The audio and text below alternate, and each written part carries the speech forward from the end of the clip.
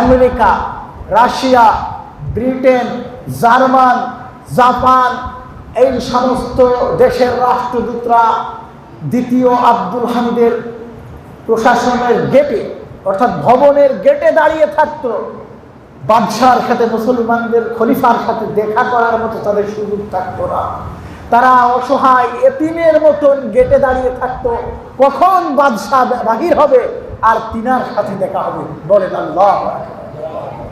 America লক্ষ্য করলো বা এই পশ্চিমা শক্তি লক্ষ্য করলো না, এভাবে হয় না। খুব ভালো করে খুতবাটা বোঝার চেষ্টা করবে। পশ্চিমা শক্তি লক্ষ্য করলো না, এইভাবে হয় না। এইভাবে মুসলমানদের সাম্রাজ্য আমরা দখল করতে পারবো না, ধ্বংস করতে পারবো না। তাহলে কি করি? অন্তত পক্ষে মুসলমান সম্প্রদায়ের মানুষদের মধ্যে দুইটা জিনিস আমরা ঢুকিয়ে দেব। এক নাম্বার হলো গণতান্ত্রিক রাষ্ট্র ব্যবস্থা, আর দুই নাম্বার হলো অশ্লীলতা। আমাদের এই উপমহাদেশে, মধ্য এশিয়া সহ এশিয়া মহাদেশ, অন্য অন্য মহাদেশেও ইউরোপের পশ্চিমাদের নোংরা এই দুইটা জিনিস প্রবেশ করেছে। এক নাম্বার গণতন্ত্র, আর দুই নাম্বার হলো অশ্লীলতা। এসব আবিষ্কারক হলো ইউরোপ, আমেরিকা। আমার ভাইরা, তো আমেরিকা বা ব্রিটেন, পশ্চিমারা চিন্তা করল না, মুসলমানদের এভাবে ধ্বংস করতে পারলাম না। মুসলমান যুবকদেরকে তারা তখন মোটিভেট করতে চেষ্টা করলো যে দেখো, মুসলমান যুবকদেরকে তারা তাদের দলে টানার জন্য বিভিন্ন অপকৌশল গ্রহণ করলো। তারা বোঝাতে চেষ্টা করলো, দেখো মুসলমান যুবকরা, তোমাদের মতামতের কি কোনো দাম নেই?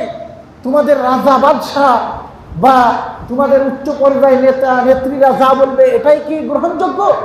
অথচ তোমরা এত মানুষ, তোমাদের এই মতামতের কি কোনো প্রাধান্য নেই, কোনো গ্রহণযোগ্যতা নেই? মুসলমান যুবকরা, মুসলমান সমাজ দেখলো, তাই তো অন্য অন্য দেশে ভোটাভুটি হয়, নির্বাচন হয়, এই প্রক্রিয়ার মাধ্যমে মানুষ তাদের মতাদর্শ দেখাতে পারে, মতামত প্রকাশ করতে পারে। আমার দেশে তো নাই, আমার দেশে রাজা বাদশাহ রাজা বলবে তাই। তখন কি করলো আমেরিকা? মুসলমান যুবকদের মধ্যে গণতান্ত্রিক ভাবধারা সৃষ্টি করল।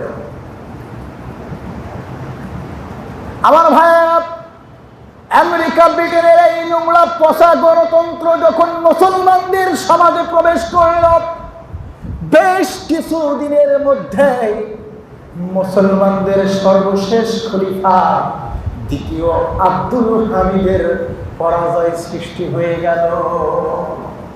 চলে বলেন নাউযুবিল্লাহ। তাহলে দুইটা কাজ করেছিল, এক গণতন্ত্র দিয়েছিল, দুই অশ্লীলতা দিয়েছিল। আর অশ্লীলতা এমন একটা খারাপ কাজ, মানুষ যখন অশ্লীলতায় প্রবেশ করে, পাপ করে, তখন তার মধ্যে আর ঈমান থাকে না। ঈমান থাকে না। মানুষ যখন সিনেমা, নাটক, অশ্লীল ভিডিও বা বিভিন্ন জিনিস দেখে, তখন তার হিতাহিত জ্ঞান থাকে না, ঈমান থাকে না। বলেন নাউযুবিল্লাহ। এই অশ্লীলতা প্রসারের মাধ্যমে ইউরোপ মুসলমান সাম্রাজ্যকে গ্রাস করে দিল।